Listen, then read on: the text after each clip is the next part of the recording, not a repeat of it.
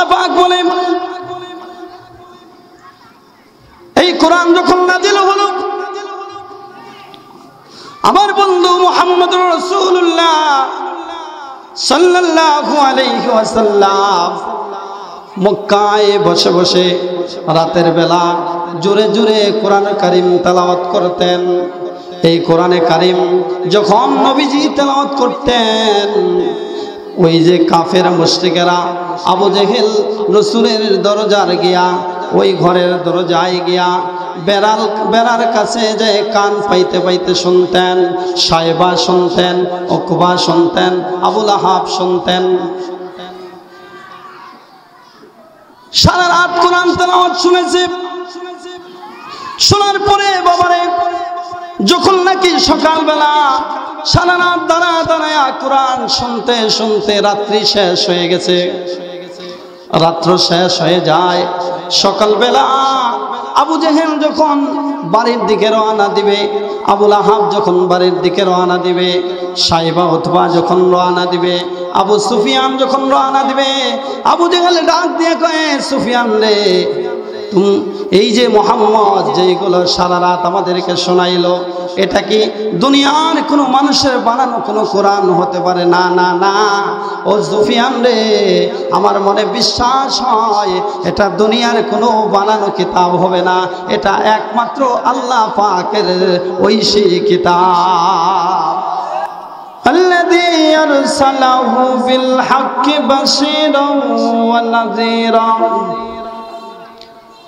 وداعيا إلى الله بإذنه وسراجا منيرا فقد قال الله تعالى في كلامه المجيد والفرقانه الحميد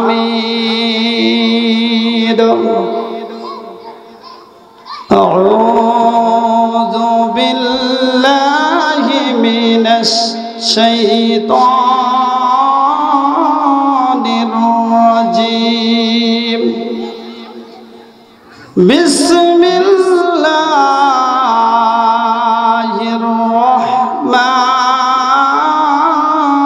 الرحمن الرحيم يريدون ليطفئوا نور الله بأفواههم والله متم نوره ولو كره الكافرون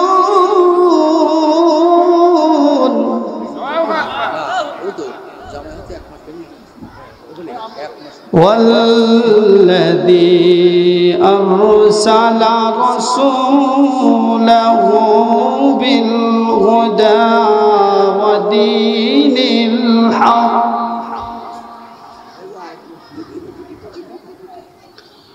ودين الحق ليظهره على الدين كله ولو كره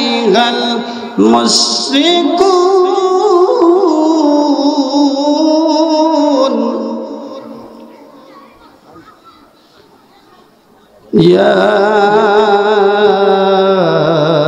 أيها الذين آمنوا هل أدلكم على تجارة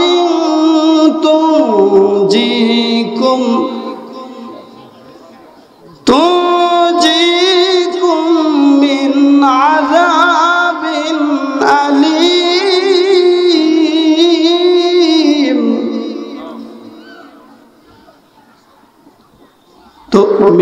تؤمنون بالله ورسوله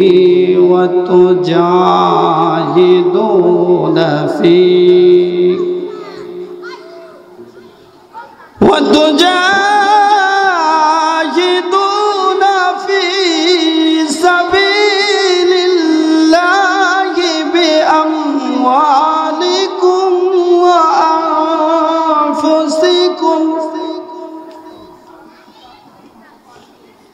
ذلكم خير لكم إن كنتم تعلمون.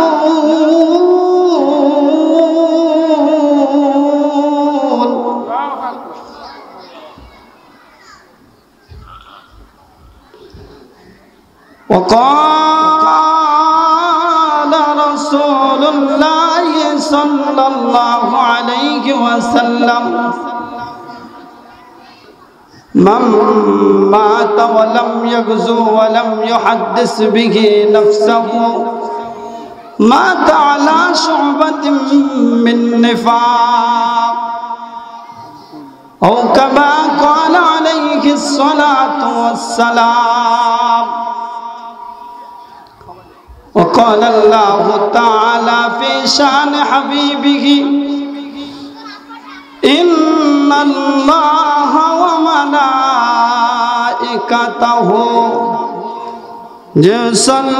يصلون على النبي يا أيها الذين آمنوا صلوا عليه وسلموا تسليما. اللهم صل على محمد وعلى آل محمد. সকলে মহব্বতে পড়ি না।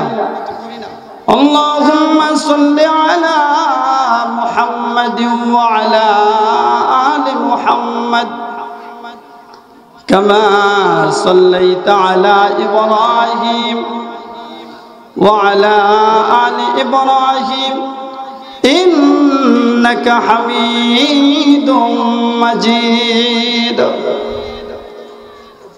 اللهم بارك على محمد وعلى آل محمد كما باركت على إبراهيم وعلى آل إبراهيم إنك حميد مجيد. بلغ العلا بكماله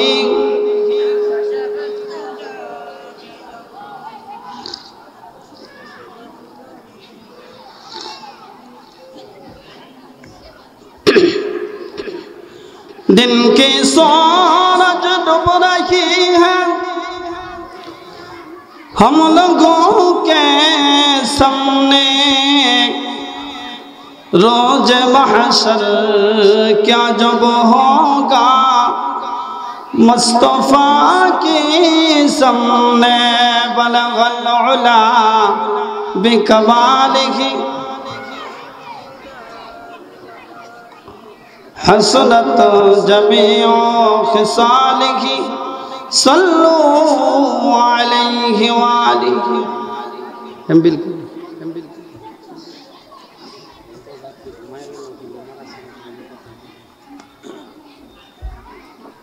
গোরাই দারুল উলুম হাফিজিয়া নুরানিয়া মাদ্রাসা ও এতিমখানা কর্তৃক আয়োজিত ওয়াজ ও দোয়ার মাহফিলে আজকের মাহফিলের সম্মানিত সভাপতি, প্রধান অতিথি, বিশেষ অতিথি, দূর দূরান্ত থেকে আগত হযরতে উলামায়ে কেরাম, আমার সামনে উপবিষ্ট রাসূল প্রিয় তৌহিদি জনতা,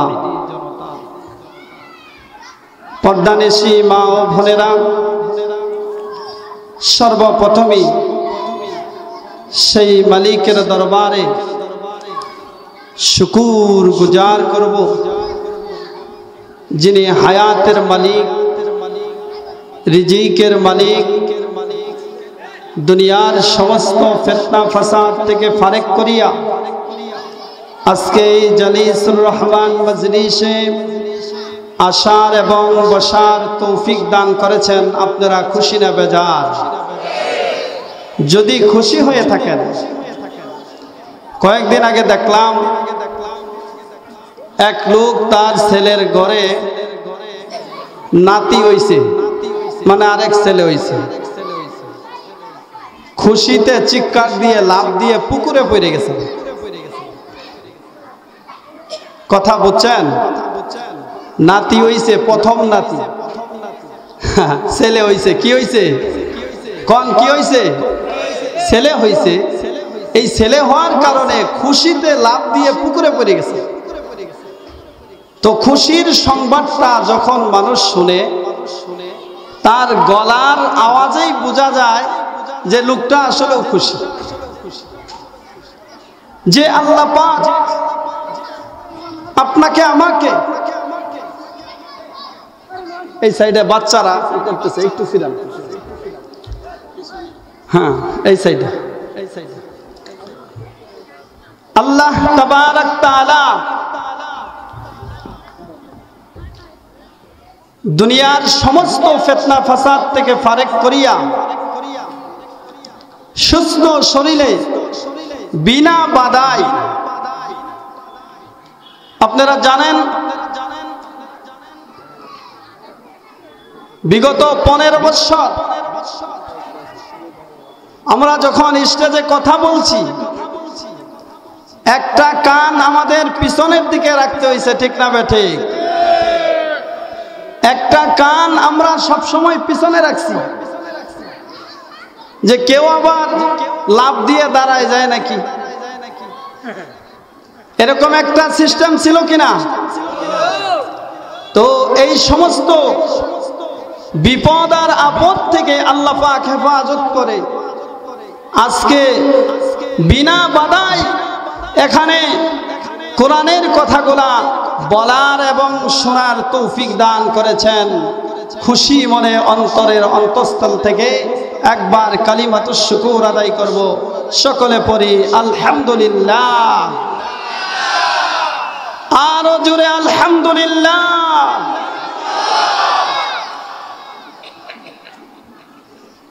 আপনারা খুশি আছেন তো? এই মাঝখানে ফাঁকা কে? ওখানে আমি 1 মিনিট একটু জিকির করব, আর এই ফাঁকা জায়গাগুলো বন্ধ করে দিবেন।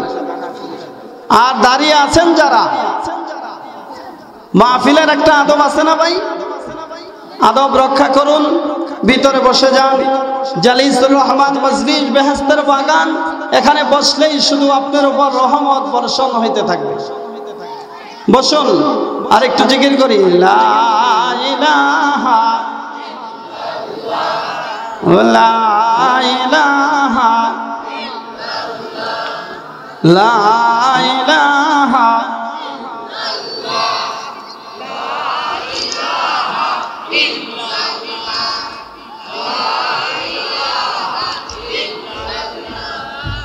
লা ইলাহা লা ইলাহা লা ইলাহা ইল্লাল্লাহু মুহাম্মাদুর রাসূলুল্লাহ সাল্লাল্লাহু আলাইহি ওয়াসাল্লাম। আজকের এই মাহফিল লড়াইয়ের না ভাইয়া, দামি মাহফিল, অনেক দামি মাহফিল। রাসূল বলছেন এটা একটা বেহেশতের বাগান। এটা কি? তো বেহেশতের বাগানে কিভাবে বসতে হয়, আদব আছে না?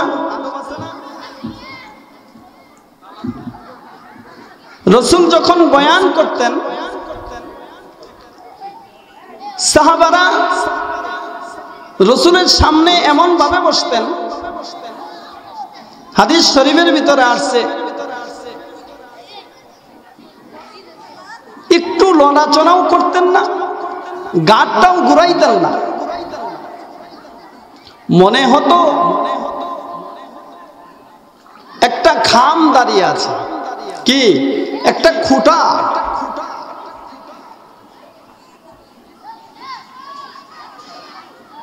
পাখিগুলা সাহাবায়ে কেরামের মাথায় বসে যাইতো। করেছি এই কোরআন পাহাড়ে, এই কোরআনের দায়িত্ব নেয় নাই, সাগরে নেয় নাই, সমুদ্রে নেয় নাই, কোনো কিছুতে নেয় নাই। কোরআনকে আমি আল্লাহ পাক দুর্বল মানুষের উপর নাজিল করেছি, মানুষের জন্য নাজিল করেছি। মানুষ এই কোরআনের দায়িত্ব নিয়েছে, আমি আল্লাহ তাবারক তাআলা এই কোরআন হেফাজতের জন্য আমি আল্লাহ নিজেই দায়িত্ব নিলাম। পৃথিবীর কোন মানুষ যদি এই কোরআনের আওয়াজকে বন্ধ করতে চায়, কোরআনকে যদি বন্ধ করতে চায়, আল্লাহ পাক বলেন কিয়ামত পর্যন্ত গ্যারান্টি কোনদিন এই কোরআনের আওয়াজকে বন্ধ করতে পারবে না। আমি আল্লাহ তাবারক তাআলা আরশে আজিম থেকে এই কোরআনকে হেফাজত করব, ঠিক না বেঠিক? কোন মানুষ পারছে এই কোরআনকে বন্ধ করতে? ভাইয়েরা আমার, ইতিপূর্বে আপনারা দেখেছেন কোরআনের মাহফিলগুলোতে উলামায়ে কেরাম যখন কোরআনের মাহফিল করত, কোরআন যখন মানুষের কাছে শোনাইতো, একদল মানুষ ছিল তাদের যদি মন মতো না হইতো তাহলে সঙ্গে সঙ্গে কোরআনের কথা বন্ধ করে দিত, ঠিক না বেঠিক? বন্ধ করছে না? আল্লাহ পাক কোরআন কারীমের ভিতরে বলে وقال الذين كفروا لا تسمعوا لهذا القرآن والغوا فيه لعلكم تغلبون। আল্লাহ পাক বলেন এই কোরআন যখন নাজিল হলো, আমার বন্ধু মুহাম্মদুর রাসূলুল্লাহ সাল্লাল্লাহু আলাইহি ওয়াসাল্লাম মক্কায় বসে বসে রাতের বেলা জোরে জোরে কোরআন কারীম তেলাওয়াত করতেন। এই কোরআনে কারীম যখন নবীজি তেলাওয়াত করতেন, ওই যে কাফের মুশরিকেরা আবু জেহেল রাসূলের দরজার গিয়া, ওই ঘরের দরজায় গিয়া বেড়ার কাছে যে কান পাইতে পাইতে শুনতেন। সাইবা শুনতেন, উকবা শুনতেন, আবু লাহাব শুনতেন। সারা রাত কোরআন তেলাওয়াত শুনেছে। শোনার পরে বাবারে যখন নাকি সকালবেলা সারা রাত দাঁড়ায় কোরআন শুনতে শুনতে রাত্রি শেষ হয়ে গেছে, রাত্র শেষ হয়ে যায়, সকালবেলা আবু জেহেল যখন বাড়ির দিকে রওনা দিবে, আবু লাহাব যখন বাড়ির দিকে রওনা দিবে, সাইবা উতবা যখন রওনা দিবে, আবু সুফিয়ান যখন রওনা দিবে, আবু জেহেল ডাক দিয়ে কয়ে, সুফিয়ান রে, তুমি এই যে মুহাম্মদ যেগুলো সারা রাত আমাদেরকে শোনাইলো, এটা কি দুনিয়ার কোনো মানুষের বানানো কোনো কোরআন হতে পারে? না না না, ও সুফিয়ান রে, আমার মনে বিশ্বাস হয় এটা দুনিয়ার কোনো বানানো কিতাব হবে না, এটা একমাত্র আল্লাহ পাকের ঐশী কিতাব। এটা দুনিয়ার কোনো মানুষের বানানো কিতাব হইতে পারে না।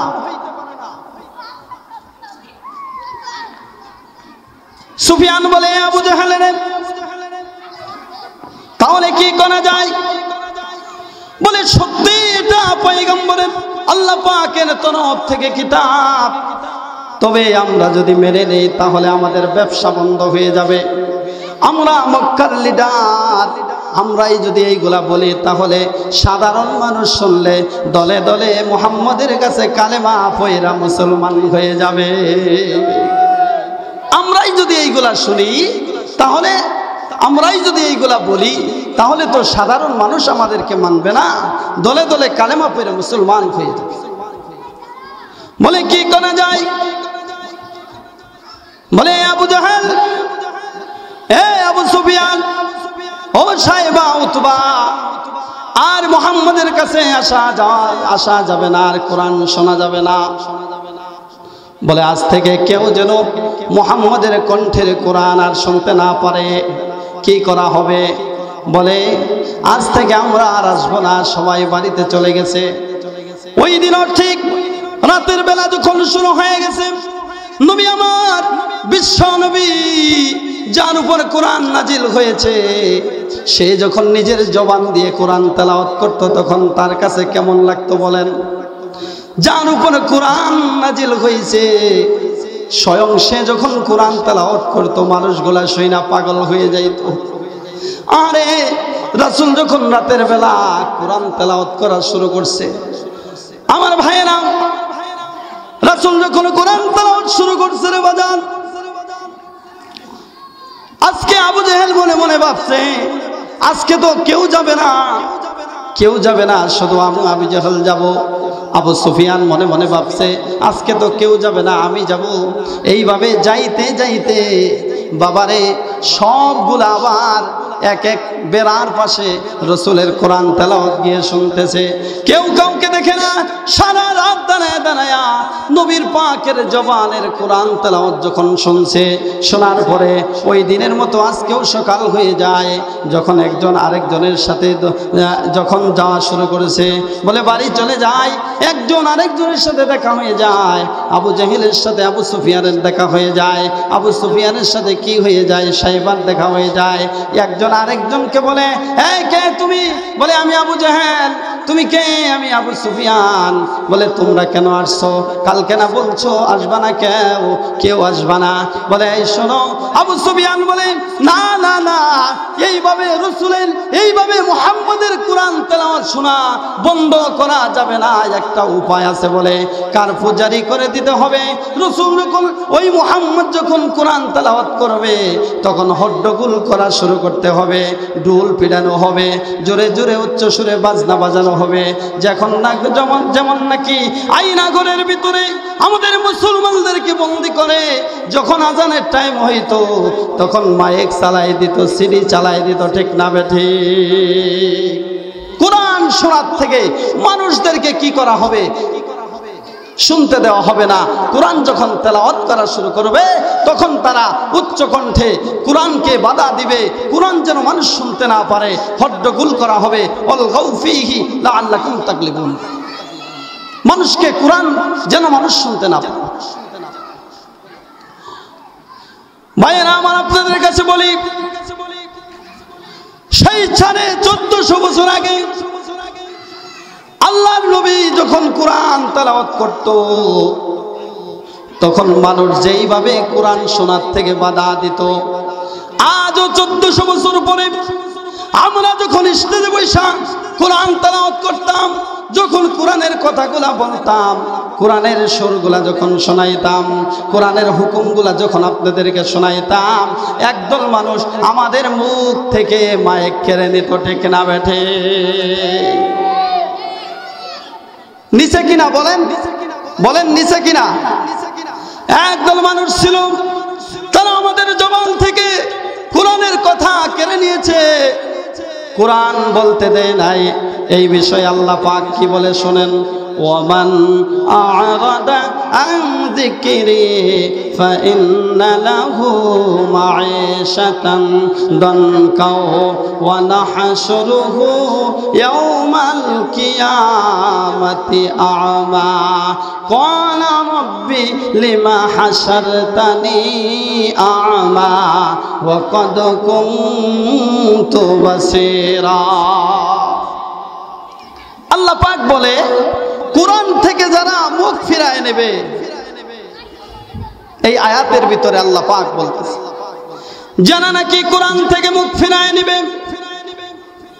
ওয়ামান আ'রাদা আন যিকরি ফাইন্না লাহু মাঈশাতান দানকা, আমি আল্লাহ পাক তাদের জীবনকে সংকীর্ণ করে দিব।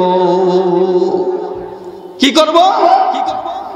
আমি আল্লাহ পাক তাদের জীবনকে সংকীর্ণ করে দিব। জীবন সংকীর্ণ হয়েছে কিনা? লক্ষ লক্ষ কোটি কোটি টাকা আছে, শান্তি নাই, লক্ষ লক্ষ কোটি কোটি টাকা অবৈধ টাকা কামাই করছে, গাড়ির মালিক হইছে, বাড়ির মালিক হইছে, কত কিছুর মালিক হইছে, ঘরে শুইতে পারে না। এই জানেননি, মানুষের সামনে দাঁড়ায় থাকতে পারে না। যখন নাকি এই টাকা পয়সা সব কিছু রেখে যখন নাকি পলায়ন করা শুরু করছে, তখন নিজের দাড়ি চাইছে, দাড়ি ফালাই দিয়ে বর্ডার খরচ করতে চেয়েছিল, ঠিক না বেঠি? দাড়ি ফেলিয়ে দিয়ে নিজেকে গোপন করতে চেয়েছিল। আল্লাহ পাক বলে না না না, তুই তো বাঁচতে পারবি না। ইন্না বাতশা রাব্বিকা লাশাদীদ। আল্লাহ বলে আমার ধরা বড় শক্ত ধরা। আমি যখন ধরি তখন কাউকে ছাড়ি না। তোকে সুযোগ দিয়েছিলাম, 17 বছর সুযোগ দিয়েছিলাম, তুই সেই সুযোগ কাজে লাগাসনি। আমি যখন ধরি তখন কাউকে ছাড়ি না। আল্লাহ পাক দাড়ি ফালিয়ে দিছে নিজেকে বাঁচানোর জন্য। আল্লাহ পাক কিভাবে ধরা দিছে, ঠিক না বেঠে?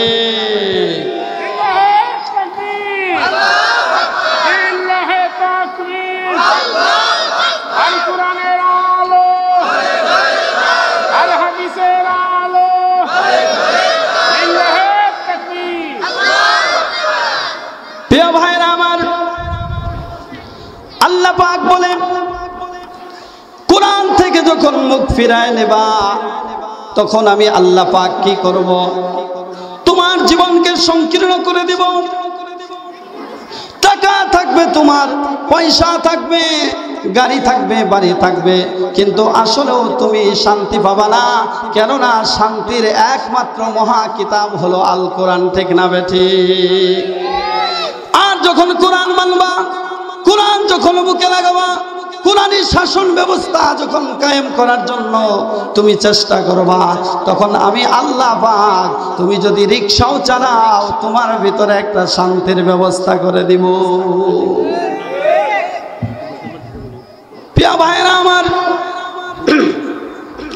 আল্লাহ পাক বলেন এই কোরআন থেকে যখন মুখ ফিরায় নিবা, আমি আল্লাহ তাবারক তাআলা তোমার জীবনকে সংকীর্ণ করে দিব।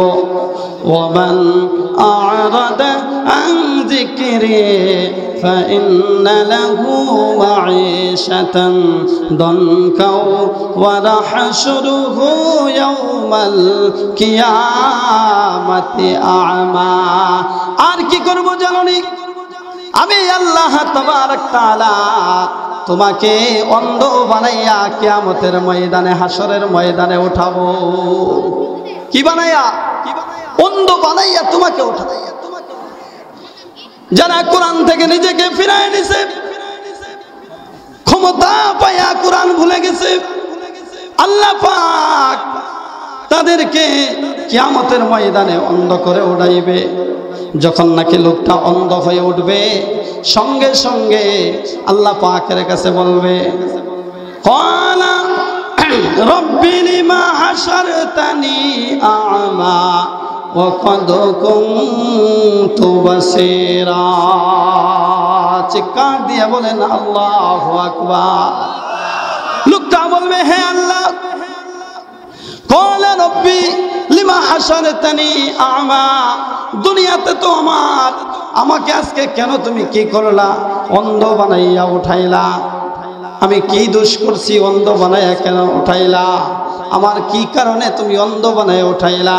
আল্লাহ পাক বলবে, লিমা হাশারতানি আ'মা ওয়া ক্বাদ কুনতু বাসীরা। আল্লাহ, কেন তুমি আমারে অন্ধ করে উঠাইলা? আমার তো দুনিয়াতে একটা দুইটা চক্ষু ছিল, ঠিক না বেঠিক? হে আল্লাহ, তুমি আমাকে আজকে কেন অন্ধ বানাইয়া উঠাইলা? আমার তো দুনিয়াতে চক্ষু ছিল, আজকে কেন অন্ধ হয়ে উঠলাম আমি? আল্লাহ পাক বলবেন, ক্বালা কাযালিকা আতাতকা আয়াতুনা ফানাসিতাহা ওয়া কাযালিকাল ইয়াওমা তুনসা। আল্লাহু আকবার। আল্লাহ পাক বলবেন, এ বান্দা, দুনিয়াতে ক্ষমতা পায়া, রাষ্ট্রীয় ক্ষমতা পায়া, কোরআনকে ভুলে গিয়েছিলা। কোরআনকে ভুলে গিয়া যারা কোরআনের কথা বলতো তাদের কাছ থেকে মাইক কেড়ে নিতা। যারা কোরআনী কথা বলতো, জিহাদের কথা বলতো, তাদেরকে জঙ্গি বানাইয়া জেলখানায় পড়তা। জেলখানায় বইরা বইরা তাদেরকে কষ্ট দিয়েছ। জেলখানায় যখন নিয়া তাদেরকে আয়না করে নিয়েছ, কষ্ট দিয়েছ, নির্যাতন করেছ। তুমি দেখুন দুনিয়াতে কোরআন পাওয়ার পরে অন্ধ ছিলা, কোরআন পাওয়ার পরেও কোরআন বোঝো নাই। আমি কোরআনকে ভুলে গিয়েছিলাম, আজকে তদ্রুপ আমি আল্লাহ তোমাকে ভুলে গেলাম। বাংলাদেশের মুসলমান কোরআন পাওয়ার পরে ভুলে গেছিল কিনা? ক্ষমতা পায়া, নারী পায়া, টাকা পায়া, পয়সা পায়া কোরআনকে এমন ভাবে ভুলে গিয়েছিল বাজান রে। কোরআনের কথা যারা বলতো এদেরকে ধইরা ধইরা আয়না করে নিত। কোরআনের কথা যারা বলতো এদেরকে ধইরা ধইরা জেলখানায় নিত। বলতো এরা হলো জঙ্গি, এরা হলো রাজাকার, এরা হলো জঙ্গি। কোরআনের কথা বললেই রাজাকার, কোরআনের কথা বললেই জঙ্গি, ইমানের কথা বললেই জঙ্গি, কোরআনের কথা বললেই জঙ্গি। ঠিক না বেঠি?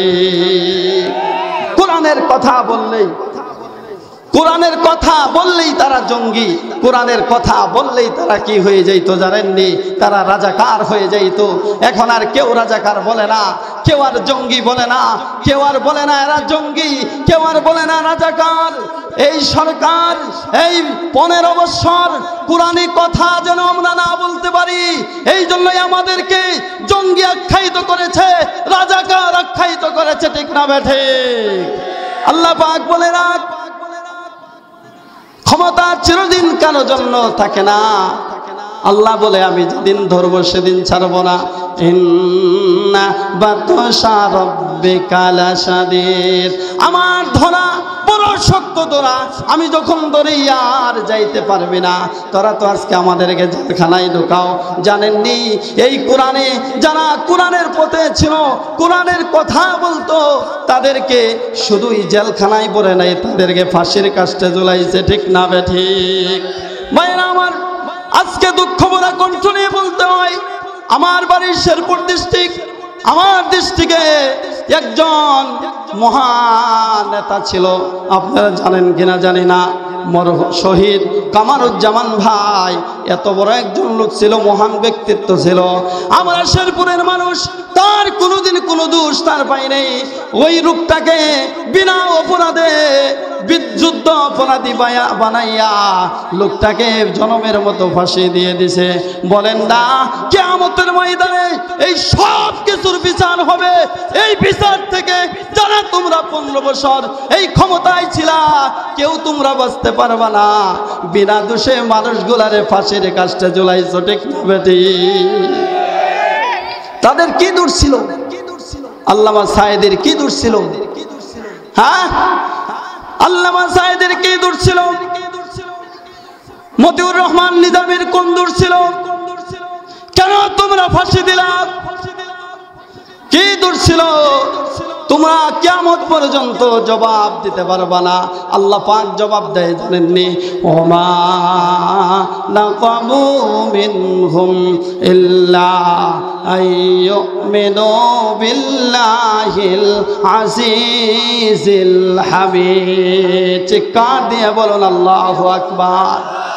আল্লাহ পাক জবাব দেয়, এ দুনিয়ার মানুষ শোনো, যারা জিহাদ করেছে, আমার রাস্তায় যারা জীবন দিয়েছে, তাদেরকে কেন নির্যাতন করা হয়েছে, জুলুম করা হয়েছে, তাদের কোনো দোষ নাই। আল্লামা শহীদ সাইদি রহমতুল্লাহ আলাইহির কোনো দোষ নাই, নিজামীর কোনো দোষ নাই, মামুনুল হক সাহেবের কোনো দোষ নাই, এই দেশের আলেম ওলামার কোনো দোষ নাই। দোষ হলো একটাই, তারা আল্লাহ রাসূলের প্রতি ঈমান আনছে। ঠিক না বেঠি? দোষ একটাই। আল্লামা মামুনুল হক কি দোষে জেলখানায় পড়লো জানেননি? সেই দিন একটা ভিডিও দেখলাম, আল্লামা সাইদি রহমতুল্লাহ আলাইহির নাতি মাহাদি হুসাইন সাইদি ভিডিওর ভিতরে বলল, আরে দীর্ঘ 13টি বছর অপেক্ষা করেছিলাম, আমার দাদা কোন দিন জানি বাড়িতে আসবে, আমারে দাদু দাদু বলে ডাকবে। আমাকে দোস্ত বলে ডাকতো। দীর্ঘ 13টি বছর অপেক্ষা করলাম, কিন্তু আমার অপেক্ষা শেষ হয়ে গেল। আমার দাদা তো আর জীবনে কোনোদিন আমার কাছে আসবে না। ভাইরা, কোন দোষে সাইদিকে এইভাবে পরিকল্পনা ভাবে সাইদিকে কেন মারা হইল? কি দোষ ছিল? আল্লাহ পাক বলে এদের কোনো দোষ ছিল না। ওয়ামা নাকামু মিনহুম ইল্লা আইয়ুমিনু বিল্লাহিল আজিজিল হামিদ।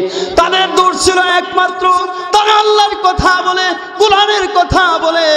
কোরআন যদি বন্ধ করতে চাও তাহলে সাইদিকে মারতে হবে।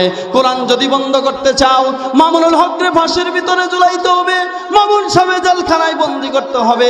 কোরআন যদি আটকাইতে চাও, এই দেশে লক্ষ লক্ষ উলামা একরাম কোরআনে কথা বলে, এদের সবাইকে জেলখানায় ভরতে হবে। কি করতে হবে? জঙ্গি নাম দেওয়া হবে। জঙ্গি নাম দিয়া হাজার হাজার লক্ষ লক্ষ উলামা একরামকে যারা জেলে পড়ছে, বুঝেন, বলেন তো তাদের বিচার কি বাংলার জমিনে হবে না? হবে? তাদের বিচার হবে? আপনারা কি বিচার চান? কে কে চান হাত তোলা করে নারে তাকবীর।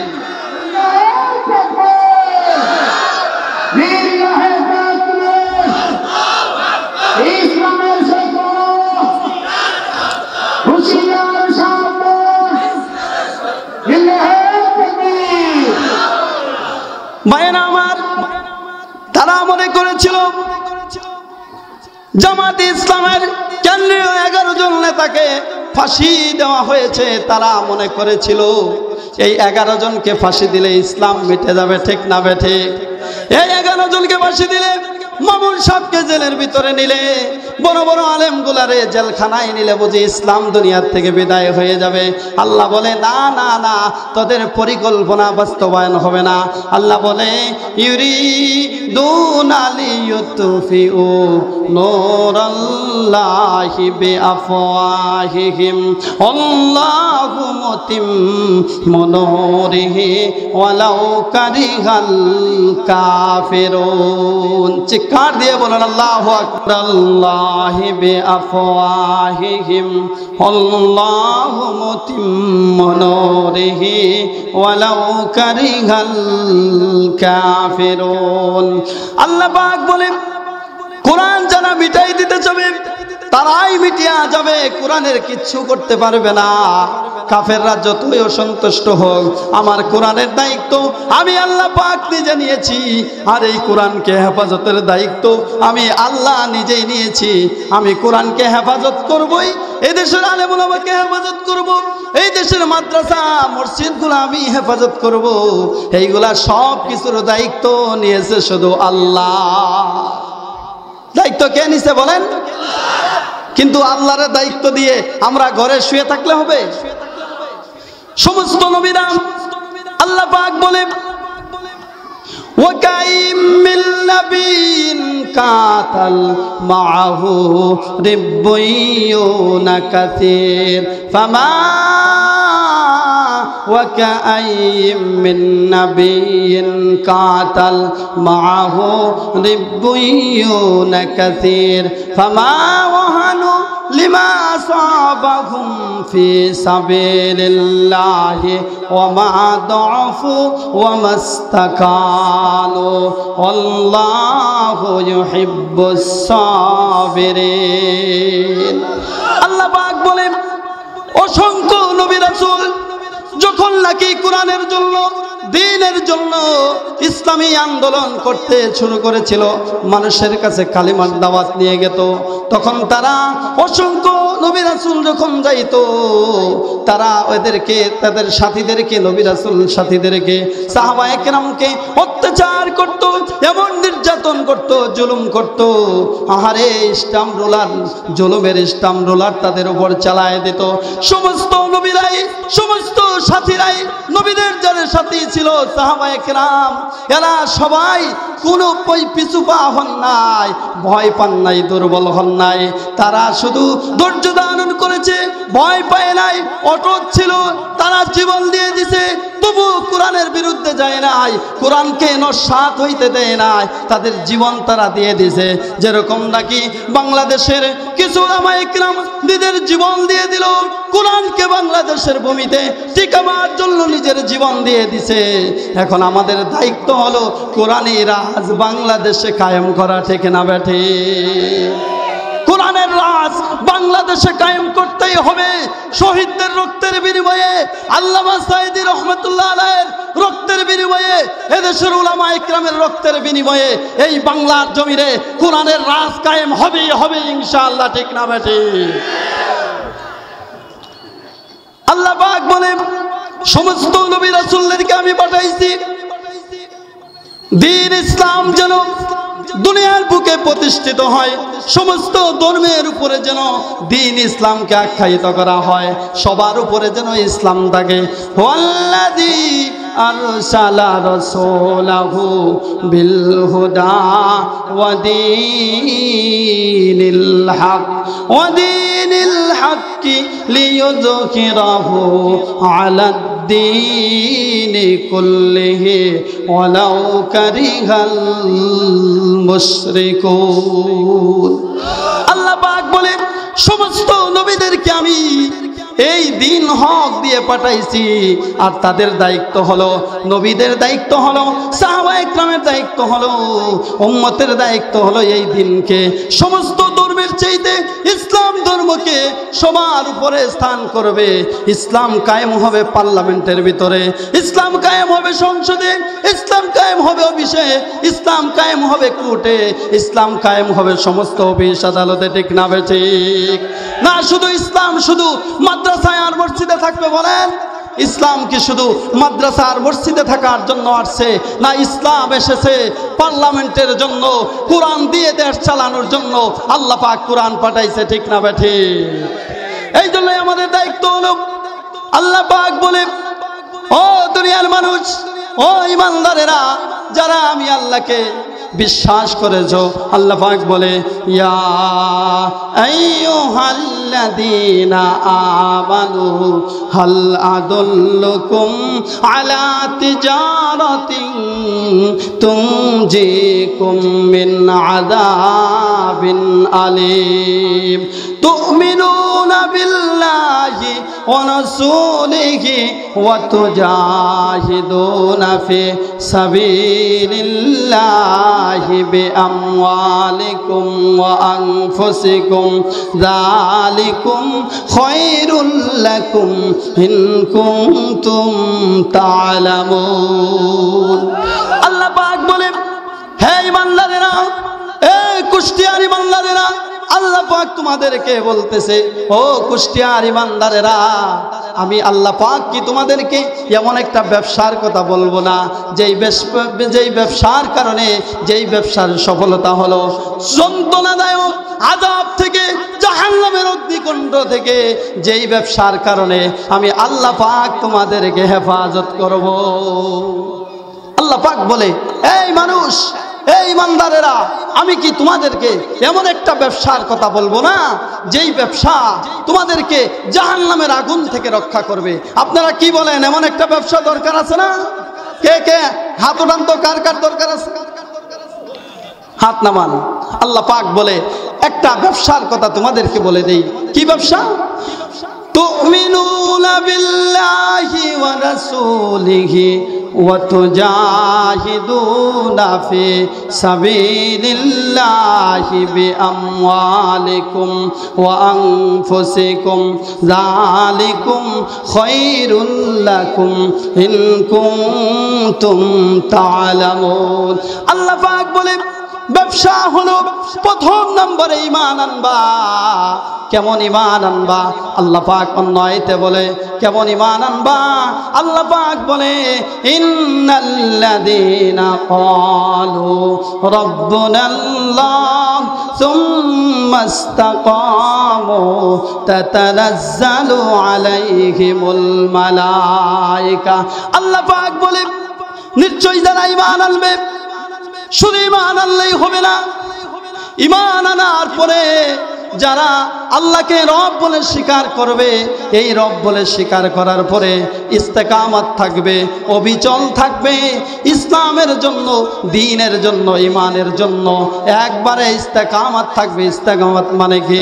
ইমানের জন্য জীবন দিতে প্রস্তুত হবে, ফাঁসির মঞ্চে যাবে, তবুও ইমান থেকে এক পা পিছু পাও হবে না। যেরকম নাকি যাদেরকে আমরা ফাঁসি দিয়ে দেখেন, যাদেরকে তারা ফাঁসি দিয়েছে, কেমন ইমান তাদের শক্ত ছিল। তাদেরকে কোর্টের মধ্যে বলা হয়েছে তোমরা কি করো, তোমরা ভুল স্বীকার করো, তোমরা এটাকে আপিল করো, ভুল স্বীকার করো। ফাঁসির রায় যখন হয়ে গেছে, কোনো একটা নেতা, কোনো একটা মধ্যে মুজাহিদ নিজেকে নত করে নাই, বলে নাই যে আমরা মাপ চাই, ক্ষমা চাই। ক্ষমা চাওয়ার জন্য একটা অপশন ছিল, ঠিক না বেঠি? কিন্তু কোন মুসলমান ফাঁসির মঞ্চে দিল, জীবন চলে গেল, তাও কোনোদিন তারা নত হয় নাই। এরকম ভাবে আল্লাহ পাক বলছে সুম্মাস্তাকামু তাতানাজ্জালু আলাইহিমুল মালায়েকা। ওই বান্দারেরা এইরকম ভাবে ইস্তেকামত থাকো, শরীরের ভিতরে চড়াইলেও তোমার ইমান যেন দুর্বল না হয়, তুমি যেন কোরআন না ছাড়ো। এরকম ভাবে নিজের জীবনকে সাজাও, নিজের শাহাদাতের তামান্না নিয়ে সামনে আগাও। রাসূল বলছে কি জানেননি? মাম্মাতা ওয়ালাম ইয়াগজু ওয়ালাম ইউহাদ্দিস বি নাফসাহু মাতা আলা শুবাতিন মিন নিফাক। রাসূল বলছে যে আল্লাহর রাস্তায় জিহাদ করলো না, জিহাদ করার মতন তামান্নাও তার অন্তরের ভিতরে নাই। এরকম মানুষ আছে কিনা? নিজেও জিহাদ করে না, জিহাদ করার মতন তামান্নাও রাখে না। আল্লাহ পাক বলে, আল্লাহর রাসূল বলে, এইভাবে এই অবস্থায় যদি লোকটা মারা যায়, কোন অবস্থায়? নিজে জিহাদ করলো না, জিহাদের শরীক হইল না, নিজে জিহাদও করলো না, আবার জিহাদের তামান্নাও দিলের ভিতরে নাই। রাসূল বলছে মাতা আলা শুবাতিন মিন নিফাক, তার মউতটা যেন এই অবস্থায় যদি মউত হয়ে যায়, রাসূল বলছে তার মউত হলো মুনাফিকের মউত। বলেন নাউজুবিল্লাহ। তাহলে আমাদের অন্তরের ভিতরে জিহাদের তামান্না দরকার আছে কিনা? আল্লাহ পাক অন্য আয়াতের ভিতরে বলে আম হাসিবতুম আন তাদখুলুল জান্নাতা ওয়ালাম্মা ইয়াতিকুম মাসালুল লাযিনা খালাউ মিন ক্বাবলিকুম মাসাতুহুমুল বাসাউ ওয়াদ-দাররাউ ওয়াজুলজিলু হাত্তা ইয়াকুলার রাসূল ওয়াল্লাযিনা আমানু মাআহু মাতা নাসরুল্লাহ আলা ইন্না নাসরাল্লাহি করিব। জোরে জোরে বলুন আল্লাহু আকবার। আল্লাহ পাক বলেন তোমরা কি মনে করেছো এমনি এমনি জান্নাতে চলে যাবা, শুধু নামাজ পড়বা, তাসবিহ পড়বা আর জিকির করবা, এইগুলা করলেই বুঝি তোমরা জান্নাতে চলে যাবা? না না না, আমি কি তোমাদেরকে পরীক্ষা করব না? যেরকম নাকি তোমাদের পূর্ববর্তী উম্মতরা যখন নাকি রাসূলদের সাথে যাইতো, যুদ্ধের ময়দানে যাইতো, তারা যখন ঈমান আনছে, ঈমান আনার কারণে তাদেরকে কাফের মুশরিকরা এমন নির্যাতন করেছে, নির্যাতন সহ্য করতে না পেরে নির্যাতনের এমন ইস্তামরুলার তাদের উপরে চালানো হয়েছে, তারা বলতে বাধ্য হয়েছে মাহু মাতা নাসরুল্লাহ আলা ইন্না নাসরাল্লাহি করিব। হে আল্লাহ, আমরা তো মার খেয়ে শেষ হয়ে গেলাম, কোন সময় তোমার সাহায্য আসবে? তারা এরকম বলতে বলতে আল্লাহর কাছে বলছে আল্লাহ কোন সময় সাহায্য আসবে, এই সাহায্যের জন্য তারা বসেছিল। আল্লাহ পাক বলছে মাহু মাতা নাসরুল্লাহ আলা ইন্না নাসরাল্লাহি করিব। তোমাদের সাহায্য অতি নিকটে, অতি নিকটে, আমার মদত অতি নিকটে তোমাদের কাছে পৌঁছে যাবে। আল্লাহ পাক বলে আমি কি তোমাদেরকে পরীক্ষা করব না? তোমার জান দিয়ে পরীক্ষা করব, মাল দিয়ে পরীক্ষা করব। এই জন্যই আল্লাহর রাস্তায় জান এবং মাল দিয়ে আল্লাহর রাস্তায় জিহাদ করতে হবে, ঠিক না বেঠি? কে কে রাজি আছেন হাত উঠান। আপনার জান কে দিয়েছে বলেন? আল্লাহ দিয়েছে আপনার জান। এই জান কোন রাস্তায় দিতে হবে বলুন? আল্লাহর রাস্তায়। মাল কে দিয়েছে? হাত নামান। মাল দিয়েছে আল্লাহ। এই মালও আল্লাহর রাস্তায় খরচ করতে হবে, ঠিক না ঠিক? এই আয়াতের ভিতরে আল্লাহ পাক বলে, ওই আয়াতের ভিতরে আল্লাহ পাক বলে, তোমাদের কি এমন একটা ব্যবসার কথা বলবো না যেই ব্যবসা আল্লাহ এবং রাসূলের প্রতি তোমরা ঈমান আনবা। তুমিনুনা বিল্লাহি ওয়া রাসূলিহি ওয়া তুজাহিদুনা ফি সাবিলিল্লাহি বিআমওয়ালিকুম ওয়া আনফুসিকুম যালিকুম খায়রুল লাকুম ইন কুনতুম তা'লামুন। দুনিয়ার মানুষ, ও কুষ্টিয়ার মুসলমানেরা, আল্লাহ পাক বলছে আল্লাহর পরিমাণ আনতে, আর বলছে জান এবং মাল দিয়ে আল্লাহর রাস্তায় জিহাদ করতে, ঠিক না ঠিক? জান দেওয়ার জন্য প্রস্তুত থাকতে হবে, মাল দেওয়ার জন্য প্রস্তুত থাকতে হবে। এই দেশে ইসলাম যদি আপনি হেফাজত করতে চান, তাহলে মসজিদ লাগবে, মাদ্রাসা লাগবে, ঠিক না ঠিক? মসজিদ লাগবে কিনা? মাদ্রাসা দরকার আছে কিনা? মাদ্রাসা যদি না থাকে এই দেশে নাস্তিক তৈরি হবে, ঠিক না ঠিক? শাহরিয়ার কবির কি মাদ্রাসায় লেখাপড়া করছে বলেন? শাহরিয়ার কবির তো মাদ্রাসায় লেখাপড়া করে নাই, এই জন্যই তো নাস্তিক হয়ে গেছে। কোন মাদ্রাসার তলবে ইলম ছাত্র, কোন মাদ্রাসার হুজুর কি নাস্তিক হইছে? এই জন্যই এই দেশে ইসলাম যদি টিকায় রাখতে হয়, তাহলে অবশ্যই মাদ্রাসা টিকায় রাখতে হবে, ঠিক না ঠিক? এই জন্য আল্লাহ পাক বলে وَتُجَاهِدُونَ فِي سَبِيلِ اللَّهِ بِأَمْوَالِكُمْ وَأَنفُسِكُمْ ذَلِكُمْ خَيْرٌ لَكُمْ إِن كُنتُمْ تَعْلَمُونَ। তোমার দেওয়া জান দিয়া মাদ্রাসা বানাইতে হবে, তোমার দেওয়া মাল দিয়া মাদ্রাসার কাজ করতে হবে, মাদ্রাসায় দান করতে হবে, মাদ্রাসা টিকায় রাখতে হবে, মসজিদ টিকাইতে রাখতে হবে। এই জন্যই সাহাবায়ে কেরাম তো নিজের জীবনের জন্য সব কিছু দান করে দিছে, ঠিক না ঠিক? নিজের জান দিয়ে দিছে। আমর ইবনে জুমহু উহুদের যুদ্ধের সময় রাসূলের কাছে আসতেছে। আমর ইবনে জুমহু ন্যাংরা একজন সাহাবী ছিল। কি সাহাবী বলেন? ন্যাংরা একজন সাহাবী ছিল, রাসূলের কাছে আসতেছে। ন্যাংরা পাও দিয়ে হেঁটে হেঁটে আমর ইবনে জুমহু রাসূলের দিকে আসতেছে। রাসূল জিজ্ঞাসা করে, তুমি কেন আসছো? বলে, আমি উহুদের ময়দানে যাব। আল্লাহ রাসূল বলে, না না না আমর ইবনে জুমহু, তোমাকে নেওয়া যাবে না। তুমি তো ন্যাংরা মানুষ, অস্ত্র কেমনে ধরবা, যুদ্ধ কেমনে করবা, তোমাকে যুদ্ধের ময়দানে নেওয়া যাবে না। আমর ইবনে জুমহু ডাক দিয়ে বলে, ইয়া রাসূলুল্লাহ, ইয়া হাবিবাল্লাহ, আমাকে ন্যাংরা পাও দিয়ে হেঁটে হেঁটে জান্নাতে যাওয়ার সুযোগ করে দে। বলেন না সুবহানাল্লাহ। বলে, ইয়া রাসূলুল্লাহ, আমাকে ন্যাংরা পাও দিয়ে হেঁটে হেঁটে আমি যেন জান্নাতে যাইতে পারি। আল্লাহ রাসূল বললেন, আমর ইবনে জুমহু, ঠিক আছে, তোমাকে যুদ্ধের ময়দানে নেওয়া হবে, তবে বাড়িতে গিয়ে একটু বিদায় নিয়ে আসো, তুমি স্ত্রীর কাছে যাও। আমর ইবনে জুমহু আহারে বাড়ির দিকে চলে গেল। বাড়িতে যাইয়া বিবিকে বলতেছে, ও বিবি আমার, আমি উহুদের ময়দানে যাব। বিবি শোনার পরে বলে, স্বামী, তুমি কেমনে যুদ্ধের ময়দানে যাবা? স্বামী গো, তুমি তো ন্যাংরা মানুষ, হাঁটতে পারো না, খোঁড়ায় খোঁড়ায় হাঁটো, তুমি উহুদের ময়দানে গিয়ে কি করবা? বলে, না, অবশ্যই যাবো। সন্তানেরা বলে, বাবা না না না, উহুদের ময়দানে যাওয়ার কোনো প্রয়োজন নাই, আমরাই তো উহুদের ময়দানে রাসূলের সাথে যাব। আপনি বৃদ্ধ মানুষ, ন্যাংরা মানুষ, আপনার যাওয়ার কোনো প্রয়োজন নাই।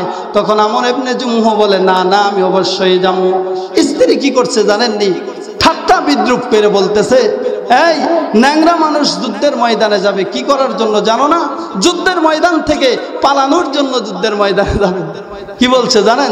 যে যুদ্ধের ময়দান থেকে গিয়ে পালাবে, এই জন্যই যুদ্ধের ময়দানে যাবে।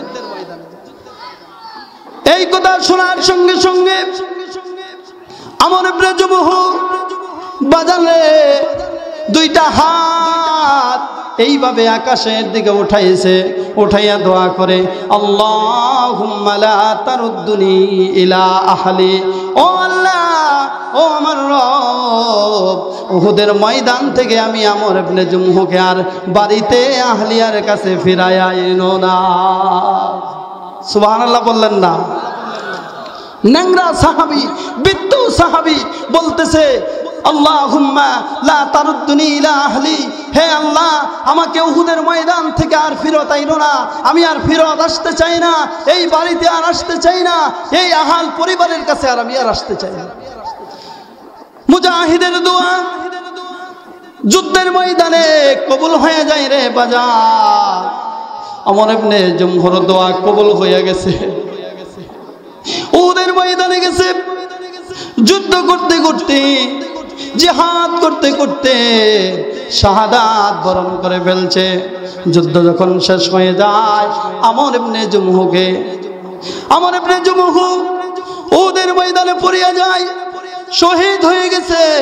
যুদ্ধ যখন শেষ হয়ে গেছে, যখন পাতলা হয়ে গেছে, আল্লাহ রাসূল সাহাবীদের লাশগুলা যখন একত্র করতেছে, রাসূল ডাক দিয়ে বলে, এ সাহাবীরা রে, আমার আমর ইবনে জুমহু কোথায় আছে একটু দেখো। ন্যাংরা একজন সাহাবী আসছিল উহুদের ময়দানে, দেখো তো কোথায় আছে। সাহাবীরা খুঁজতে খুঁজতে যখন পেয়ে যায়, আল্লাহ রাসূল বলে, ও সন্তানেরা, তোমার বাপের লাশ উহুদের প্রান্ত থেকে বাড়িতে নিয়ে যাও, তোমার আব্বার লাশটা উহুদের প্রান্ত থেকে বাড়িতে নিয়ে গিয়ে দাফন করো। যাও, তোমার আব্বুকে নিয়ে যাও। একটা উট আনো। দুই সন্তানে আমর ইবনে জুমহুর লাশটা উটের উপরে উঠাইছে কষ্ট করে। উটকে এরকম ভাবে পিটায়, আর তো উট উহুদের প্রান্ত থেকে যায় না। কেন যায় না?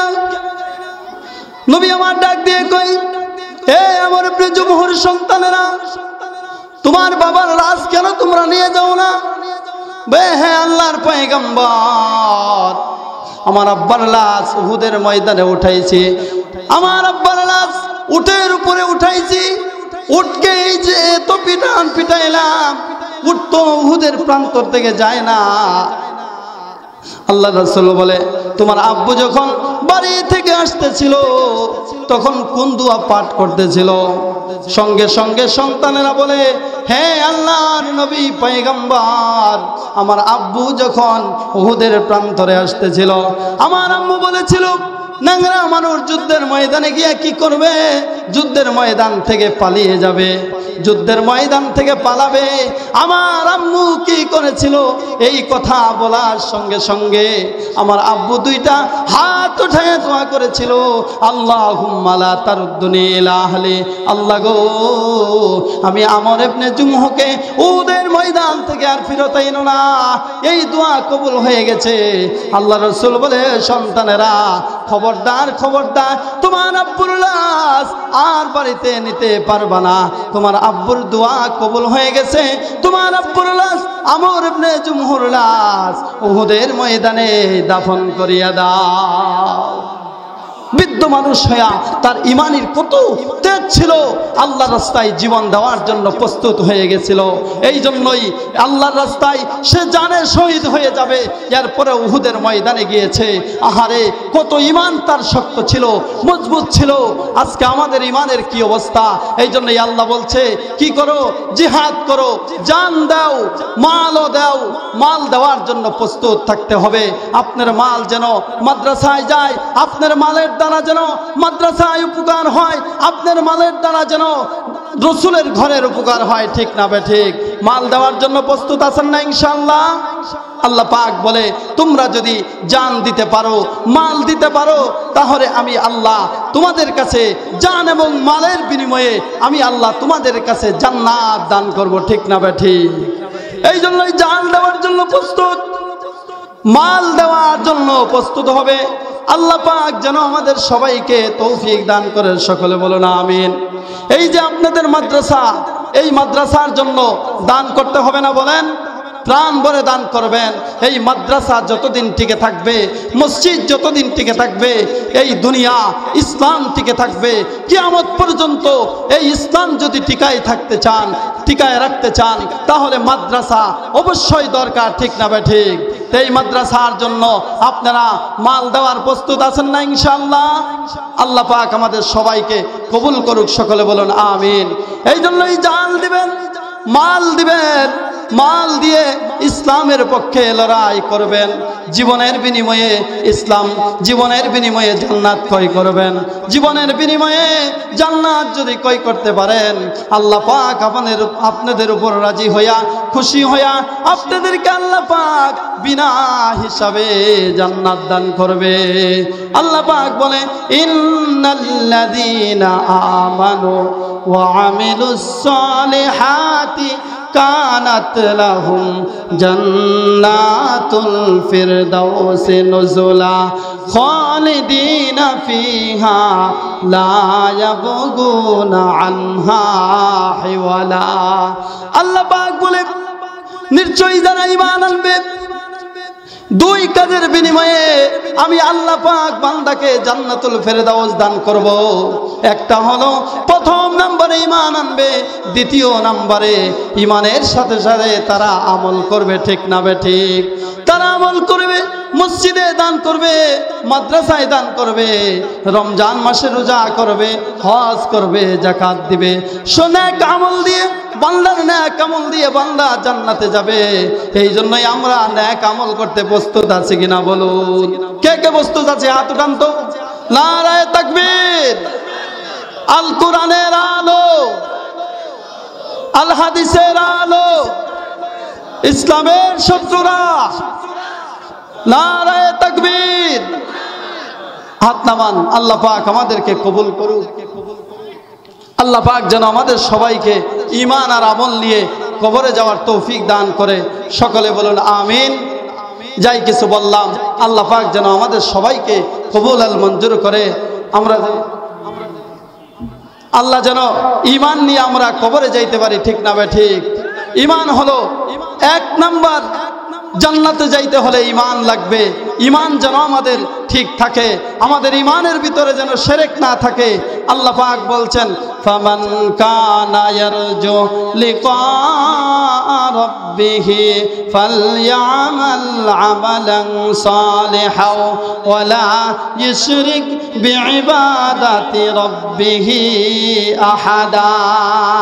বান্দারে, তোমরা যদি আমি আল্লাহর সাথে সাক্ষাৎ করতে চাও, তোমরা যদি জান্নাতে যাইতে চাও, তাহলে এক নম্বরে তোমাদের কি লাগবে? শিরক মুক্ত ঈমান লাগবে, ঠিক না বে ঠিক? শিরক মুক্ত ঈমান লাগবে। আর যদি তোমরা জান্নাতে যাও, নিজেকে শিরক থেকে বাঁচায় রাখতে হবে। আমরা আজকে দেখেন, বাড়ি বাড়ি শিরক হইতেছে, বাড়ি বাড়ি কুফরি হইতেছে, বন্ড পীরের মাজারে শিরক হইতেছে। লক্ষ লক্ষ মানুষ বন্ড পীরের মাজারে গিয়ে ঈমান হারা হইতেছে। শিরক বেদাতের মাধ্যমে ঈমান হারা হইয়া তারা জাহান্নামী হয়ে যাইতেছে, ঠিক না বে ঠিক? এগুলা কি আমাদের দায়িত্ব না? তাদেরকে এই রাস্তার থেকে ফিরায় আনা, এই রাস্তার থেকে ফিরাইয়া আমাদেরকে মাদ্রাসামুখী করতে হবে, মসজিদমুখী করতে হবে, ঠিক না বে ঠিক? এই জন্যই আমরা জান দিয়ে, মাল দিয়ে ইসলামকে সাহায্য করব, ঠিক না বে ঠিক? ঈমান নিয়ে যদি বাঁচতে চাও, তাহলে জান দিতে হবে, মাল দিতে হবে। ইসলামের জন্য জান এবং মাল দিয়ে, কুরবানি দিয়ে শেষ পর্যন্ত ঈমান ত্যাগ করতে হবে, ঠিক না বে ঠিক? আর কবরের কথা বারবার খেয়াল করতে হবে। আল্লাহ পাক বলছে, তোমরা মৌতের কথা খেয়াল করো, মৌত তোমাদের হবেই। মৌত থেকে কেউ তোমরা বাঁচতে পারতো না। মৌত থেকে যতই পালাও, মৌত তোমার লইবে গিরি। যদিও সুদূর আকাশ পানে, পালাও সেথায় লাগিয়ে সিঁড়ি, ঠিক না বে ঠিক? যেখানে যাও মৌত হবেই। আল্লাহ বলছে, আমি একদিন তোমাকে ধরবই, আমি একদিন তোমাকে ধরবই। তোমাকে ধইরা আমি একদিন শিকল দিয়া তোমাকে বেঁধে আমি কবরের ভিতরে দাফন করবই। যাই কিছু করো হুঁশিয়ার মতো করো, যাই কিছু করো নাস্তিক হয় না, তুমি ইসলাম বিদ্বেষী হয় না। আমার আজরাইল তোমাকে যেদিন ধরবে সেদিন কিন্তু আর ছাড়তে পারবে না। আল্লাহ আমাদেরকে এমনভাবে চলতে হবে, ঈমান নিয়ে কবরে যাইতে হবে, ঠিক না বে ঠিক? ঈমান নিয়ে যাইতে প্রস্তুত আছেন তো ইনশাআল্লাহ? তাহলে 5 ওয়াক্ত নামাজ পড়তে হবে। কয় ওয়াক্ত নামাজ? 5 ওয়াক্ত নামাজ পড়ে আমাদের ঈমানকে শক্ত করে মজবুত করে কবরে যাইতে হবে, ঠিক না ভাই ঠিক? 5 ওয়াক্ত নামাজ পড়তে রাজি আছেন তো ইনশাআল্লাহ? কে কে রাজি আছেন হাত উঠান তো। আল্লাহ পাক তুমি কবুল করো, হাত নামান। 5 ওয়াক্ত নামাজ পড়তে হবে, 5 ওয়াক্ত নামাজ পড়তে হবে। নামাজ হবে কবরের সাথী, নামাজ হবে কবরের সাথী। 5 ওয়াক্ত নামাজ দিয়ে কবরে যাইতে হবে। মানুষ যখন কবরে যাবে বাজারে, মওত তো একদিন হবে, মওত থেকে কেউ আমরা পালাইতে পারবো না। কবরের পাশে সবারই যাইতে হবে। কবরের ভিতরে যখন যাব, কবরে যাওয়ার সঙ্গে সঙ্গে 3টা প্রশ্ন করবে, মার রাব্বুকা ওমা দীনুকা ওমান নাবিয়ুকা ওমান হাযার রাজুল আল্লাযী বুইসা বিকুম। কবরের ভিতরে প্রশ্ন করবে। এই প্রশ্নের জবাব যদি আমরা না দিতে পারি, প্রথম নম্বরে প্রশ্ন করবে মার রাব্বুকা। কি প্রশ্ন করবে বলেন? কি প্রশ্ন করবে? মার রাব্বুকা, তোমার রবকে বলো। তুমি কোন রবের ইবাদত করেছো? তুমি কাকে রব হিসাবে গ্রহণ করেছো? তোমার রব কি কোনো দেশের সরকার ছিল নাকি? তোমার রব কি ফেরাউন? না, তোমার রব নাস্তিক। তুমি কোন রবকে রব হিসাবে গ্রহণ করেছো? কাকে প্রভু হিসাবে গ্রহণ করেছো? বলো তোমার রবের নাম কি? তখন কি বলতে হবে? রব্বি আল্লাহ, আমার রব একমাত্র আল্লাহ, ঠিক না বেঠিক? এই প্রশ্নের জবাব যদি না দিতে পারি, তাহলে কবরে শোয়ার সঙ্গে সঙ্গে ওই যে আসমান থেকে আল্লাহ পাক আওয়াজ দিয়ে শোনাইবে, আমার বান্দা মিথ্যা বলেছে, আমার বান্দা ইমানদার না, তাকে কবরের ভিতরে জাহান্নামের হাওয়া চালু করিয়া দাও। যদি এই প্রশ্নের জবাব না দিতে পারি, তাহলে সঙ্গে সঙ্গেই আমাকে কবরের ভিতরে জাহান্নামের হাওয়া জারি করে দেবে, ঠিক না ঠিক? এই জন্যই আমাদের দ্বিতীয় মানুষ, না তুমি ইহুদি ছিলা, না খ্রিস্টান ছিলা, না বৌদ্ধ ছিলা, তোমার ধর্ম কি তুমি বলো। এই জন্যই আমাদের কি করতে হবে?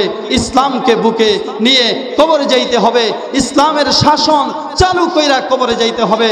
এই জন্যই কবরের ভিতরে প্রশ্ন করবে, ওমা দীনুকা, তোমার দিন কি তুমি বলো। 3 নম্বর প্রশ্ন করবে, ওমান নাবিয়ুকা, তোমার নবীকে, তুমি কোন নবীর উম্মত, তাড়াতাড়ি বলো। সঙ্গে সঙ্গে বলতে হবে, আমার নবী হলো মুহাম্মাদুর রাসূলুল্লাহ সাল্লাল্লাহু আলাইহি ওয়াসাল্লাম। আল্লাহ পাক আমাদের সবাইকে আমল করার তৌফিক দান করুক। সকলে বলুন আমিন। যা কিছু শুনছি আল্লাহ পাক যেন আমাদের সবাইকে কবুল আর মঞ্জুর করে। সকলে বলুন আমিন।